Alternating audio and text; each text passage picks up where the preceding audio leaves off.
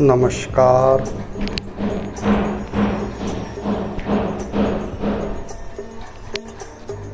आज हम मनुष्य का दूसरा प्रश्न, विभूषता क्या है, परम तत्व क्या है,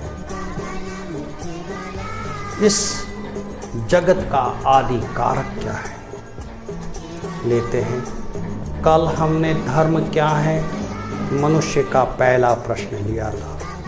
हमने पाया कि धर्म आनंदन सता की अवस्था की प्राप्ति है। इस आनंदन सता को सत्य शाश्वत ब्रह्म कहा गया है। तो ब्रह्म उपलब्धि मनुष्य का धर्म समझाया गया था। हमने पाया कि जब ब्रह्म उपलब्धि मनुष्य का धर्म है तो ब्रह्म का अस्तित्व है या नहीं, जिस लक्ष्य को पाना वह है या नहीं। तो हमने तर्क और विज्ञान द्वारा ये पाया था कि अगर अणु चैतन्य है, हमने पाया था कि इंद्रियों का कार्य करती है मन के कारण, मन का अस्तित्व अणु चैतन्य के कारण है, और अणु चैतन्यों अनेक हैं और अनंत अणु चैतन्य का सामूहिक नाम भूमा चैतन्य। किसी व्यक्ति विशेष को हमने ब्रह्म के रूप में नहीं प्राप्त किया था, सभी अणु का क्षेत्र। तो आज हमारा प्रश्न है कि विभूषता क्या है। इस विभूषता को भूमा चैतन्य, सामूहिक चैतन्य, चिति शक्ति या पुरुष कहते हैं। यह भूमा चैतन्य पुरुष और प्रकृति का मिलित नाम है। चैतन्य के साथ में प्रकृति की उपस्थिति इसमें बताई जाती है। इसीलिए शास्त्र कहते हैं कि शिव शक्त्यात्मक ब्रह्म अर्थात पुरुष और प्रकृति का मिलित नाम ही ब्रह्म है। इसके अंदर पुरुष को ज्ञान या चैतन्य सत्ता कहा गया है, पुरुष को अव्यक्त अवस्तु जिसे हम भावना के द्वारा धारण करते हैं, और प्रकृति पुरुष को गुणान्वित करने वाली, गुण के बंधन में डालने वाली सत्ता के रूप में प्राप्त किया था। प्रकृति की अनुभूति हम बौद्धिक क्रिया के द्वारा करते हैं। इस प्रकृति को शक्ति, गुण, विशेषता इत्यादि नामों से जाना जाता है। तो प्रकृति और पुरुष का ये मिलित स्वरूप ब्रह्म है। उस ब्रह्म के बारे में कहा गया है कि इसकी अनुभूति हम बौद्धिक संश्लेषण के द्वारा कर सकते हैं। ये ब्रह्म निराकार है, अगोचर है, मन वाक्य से परे है। इसी प्रकृति और पुरुष की इस लीलामय अभिव्यक्ति के कारण प्रकृति पुरुष के पर सत्व गुण के प्रभाव से महत्व की सृष्टि करती है, और महत्व पर प्रकृति अपने रजोगुण के प्रभाव से अहम की सृष्टि करती है, और अहम पर अपने तमोगुण के प्रभाव से चित्त का संगठन। तो अहम, महत, अहम और चित्त दोनों तीनों मिलकर भूमा मन कहलाता है, इनका भूमा चैतन्य कहलाता है। तो इसी क्रम में चित्त की अस्तित्व अहम के सापेक्ष है, अहम का अस्तित्व महत के सापेक्ष है, महत का अस्तित्व चैतन्य के सापेक्ष है। वह भूमा चैतन्य सर्वनिरपेक्ष है, वह किसी के सापेक्ष। इसको समझाने के लिए इस्पात और कढ़ाई का उदाहरण लिया गया। जैसे कढ़ाई का अस्तित्व इस्पात के सापेक्ष है, लेकिन इस्पात का अस्तित्व कढ़ाई के सापेक्ष है। पुरुष अब प्रश्न उठता है कि चैतन्य सत्ता सर्वशक्तिमान है, क्या वह प्रकृति का सृष्टा है? इसके उत्तर में मिलता है नहीं, प्रकृति भी अनंत है, वह भी पुरुष उसका सृष्टा किसी भी स्थिति में नहीं है। पुरुष और प्रकृति दोनों ही अजन्मा अव्यक्ता है। यहाँ तक कि पुरुष का अस्तित्व बोध कराने के लिए हम प्रकृति के सापेक्ष निर्भर करते हैं। अतः किसी भी स्थिति में पुरुष प्रकृति का सृष्टा नहीं है। ब्रह्म सर्वनिरपेक्ष शाश्वत सत्ता है। अब प्रश्न उठता है कि क्या ब्रह्म को मापा जा सकता है?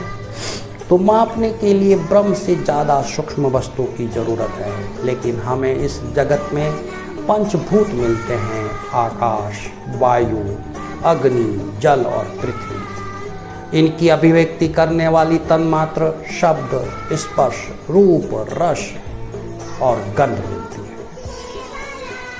आकाश तत्व में सबसे सूक्ष्म शब्द तन्मात्र हैं, वायु में शब्द और स्पर्श, अग्नि में शब्द, स्पर्श, रूप और जल में शब्द, स्पर्श, रूप और रस और पृथ्वी में पांचों तन्मात्रा शब्द, स्पर्श, रूप, रस और गंध है। तो ये सभी ब्रह्म के द्वारा, चित्त के द्वारा सृष्ट है, अतः इनसे ब्रह्म को नहीं नापा जा। तो इन सब से भी सूक्ष्म वस्तु मन है। मन में चित्त विषय के साथ संयुक्त होने के कारण वह मापने का काम नहीं करता है और महज अपना अस्तित्व बोध कराने के कारण वह भी मापक यंत्र के रूप अहम मापने की चेष्टा करता है। लेकिन महम का अस्तित्व भी महत के सापेक्ष है और महत स्वयं अणु चैतन्य के सापेक्ष, परम भूमा चैतन्य के सापेक्ष है, अतः वह भी इसको मापने में असमर्थ होता है। अतः परम पुरुष को मापने का कोई यंत्र नहीं, वह अनंत है, वह विराट है, वह बृहद है। इस तरह इसको नापने के लिए जो भी गया, कहते हैं कि नमक की गुड़िया, नमक की ढैली जब समुद्र को नापने जाती हैं तो उसी में विलीन हो जाता है। तो मन भी अगर उसे नापने जाता है तो उसी में विलीन हो जाता है।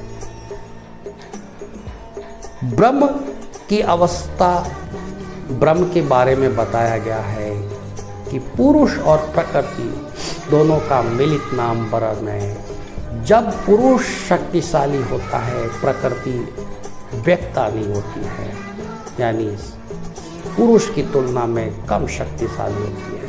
उस अवस्था को गुणाधीश या गुणातीत अवस्था कहते हैं। वह निर्गुण ब्रह्म की अवस्था है।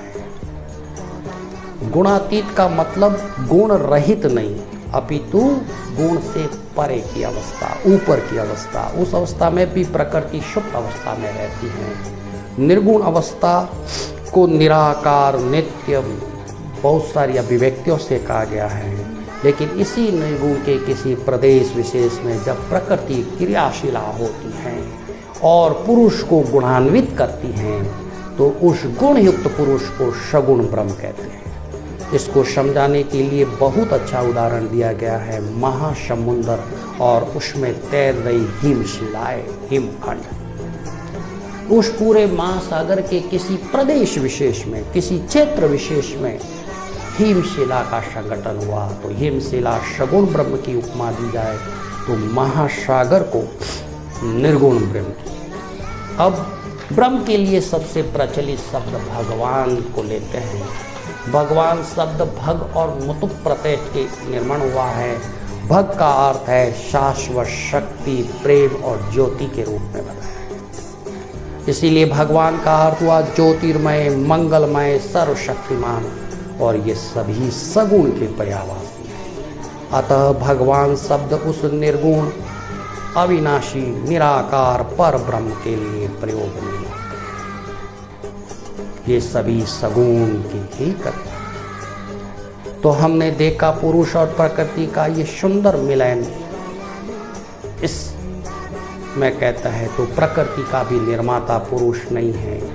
वैष्णवी शास्त्र में ठीक कहा गया है, चेतन कुछ कर न सके बिन माया के समन, माया के समन से सृष्टि रची को बिन।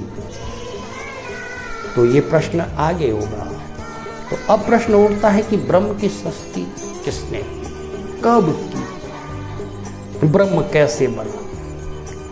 तो यह इसको जानने के लिए न तो उस समय मन था जो सबको बता सकता है, वह भी सृष्टि के बाद उत्पन्न हुआ है।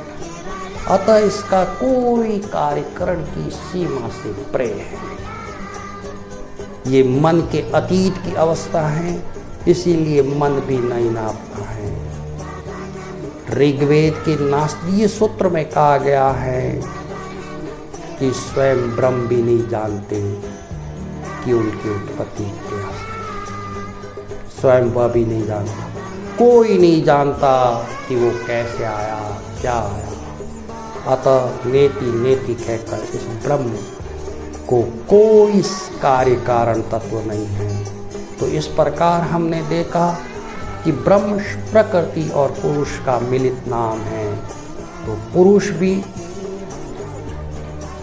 स्वयं सृष्टा, उसके भी कोई सृष्टा नहीं है, न प्रकृति का पुरुष ने निर्माण किया है। इन दोनों के संबंध के कारण ब्रह्म की दो अवस्थाएं, एक ही ब्रह्म की दो अवस्थाएं, सगुण और निर्गुण।